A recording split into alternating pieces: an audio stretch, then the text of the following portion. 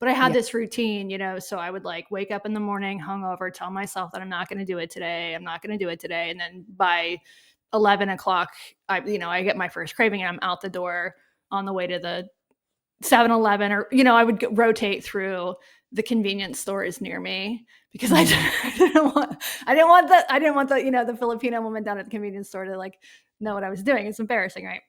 Yeah. And so anyway, so I did that for like 2 years during COVID. And then, I knew like, this is going to kill me. I looked like shit. I felt like shit. Was stressed out, not suicidal, but definitely waking up in the middle of the night, like this is going to end my life.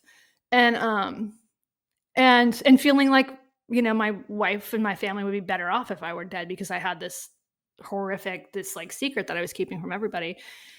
And I had read an article in the Atlantic a few years before about this drug called naltrexone, which is an opioid blocker. And the thing that appealed to me about this drug was that there's different ways of taking it, but the specific way that I read about, this was an article in the Atlantic, was called the Sinclair Method. And you take the pill and then you continue to drink while you're on the pill. And so that was, to me, that was the appeal, was that I didn't actually have to quit drinking.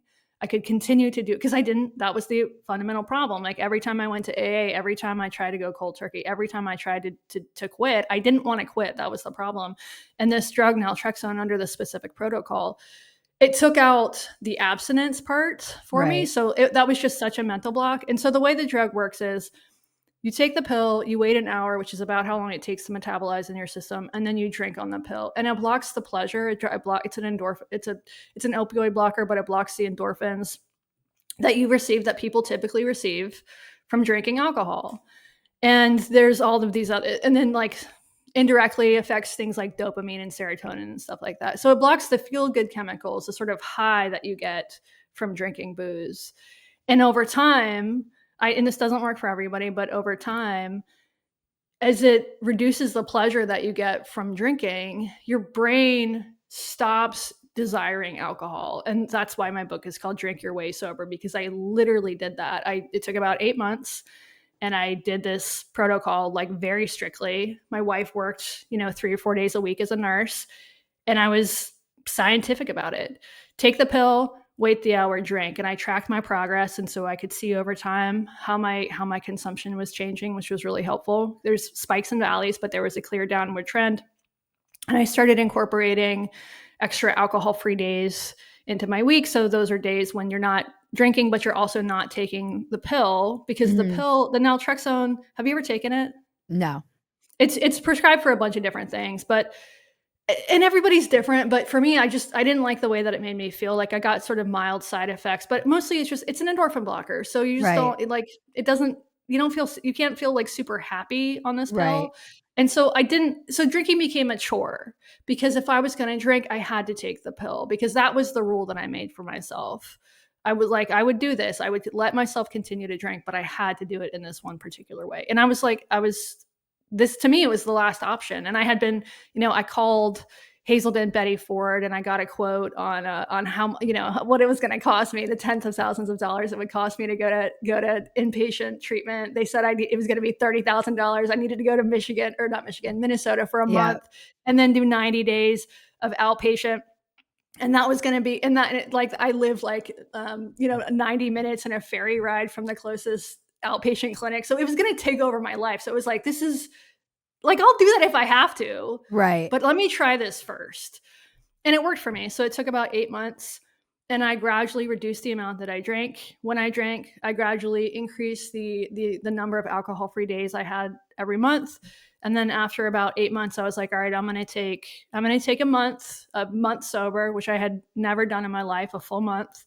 And I'm just going to see how I feel after this. And after the month, I just never started drinking again. Wow. Yeah. But can you drink now just normally? No.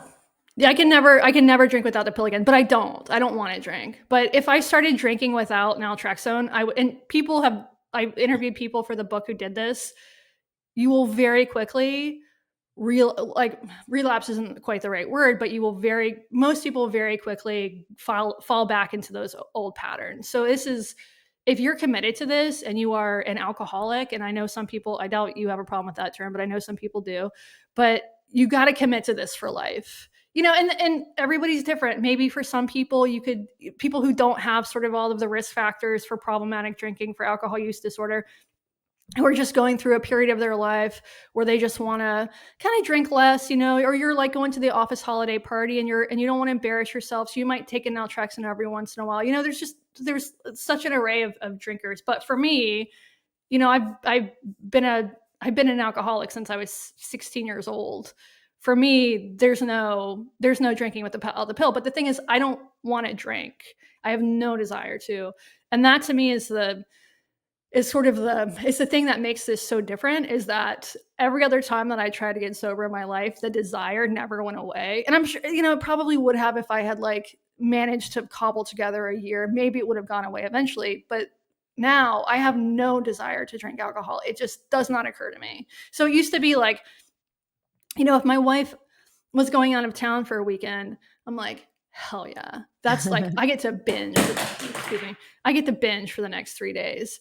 Now I literally do not think about it. Like, it would no more occur to me to go out and like get a 6-pack of beer when she's at work today than it would to go and buy some heroin, which I've never done, or to drink motor oil. Like, it does not cross my mind. And that to me is the thing that's so freeing about this protocol. And it doesn't work for everybody. But it is as though my brain has reverted to the time before I started drinking alcohol. And people who take this, do they sometimes take it so that they can drink normally? Yeah. Yeah. A lot of people so do that they can just take it and go out and Yes. have a drink or two like a normal person. And I think that's actually most people's goal, is they start out, because most people don't go into this, because we're talking about people who don't want to quit drinking for the most part. Like, if you just wanted to quit, there are other ways of doing it. I mean, this was my goal always, was total abstinence was the ultimate goal, because it's just never, like, to me, one glass of wine or one beer, never seen the point, don't care about it, I don't need it, I don't want it. But there's a lot of people who want to become moderate drinkers, and they use this to get there.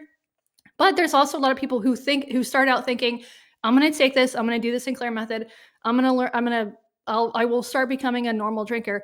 And then they, like me, they just find that they're not into it. And so they just sort of become abstinent. And that was never the goal, but that's just what happens. And I think, honestly, I think that's kind of best case scenario. It's basically a really long, slow off ramp. Right.